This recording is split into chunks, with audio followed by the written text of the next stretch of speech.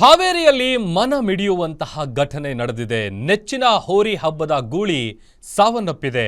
ಅನಾರೋಗ್ಯದಿಂದ ಓಂ ಎಂಬ ಹೋರಿ ಸಾವನ್ನಪ್ಪಿರೋದು.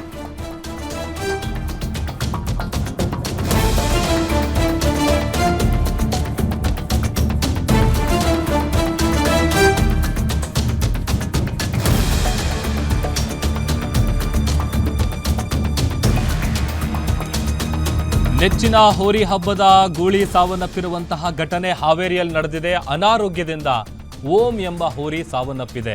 ಹಾವೇರಿ ತಾಲೂಕಿನ ಗರ್ಜಗಿ ಗ್ರಾಮದಲ್ಲಿ ನಡೆದಿರುವಂತಹ ಒಂದು ಮನ ಮಿಡಿಯುವಂತಹ ಘಟನೆ ಇದು.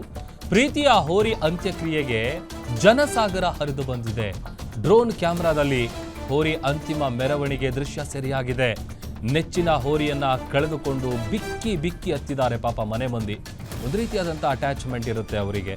ಹೋರಿಯನ್ನ ಕಳ್ಕೊಂಡು ಕಣ್ಣೀರು ಹಾಕಿದ್ದಾರೆ. ಒಂದು ಪುಟ್ಟ ಕಂದ ಕೂಡ ಹಬ್ಬದಲ್ಲಿ ದೊಡ್ಡ ಸದ್ದು ಮಾಡಿತ್ತು. ಓಂ ಹೆಸರಿನ ಹೋರಿ ಇದು. ಉತ್ತರ ಕರ್ನಾಟಕದಲ್ಲಿ ಅತಿ ಹೆಚ್ಚು ಓಡುವಂತಹ ಗೂಳಿ ಅನ್ನುವಂಥ ಖ್ಯಾತಿಯನ್ನು ಕೂಡ ಪಡ್ಕೊಂಡಿತ್ತು. ಈವರೆಗೆ 5 ಬೈಕು, ಅರ್ಧ ಕೆಜಿ ಬೆಳ್ಳಿ, 10 ತೊಲ ಚಿನ್ನ, ಫ್ರಿಡ್ಜ್ ಅನ್ನು ಕೂಡ ಈ ಹೋರಿ ಗೆದ್ದಿತ್ತು.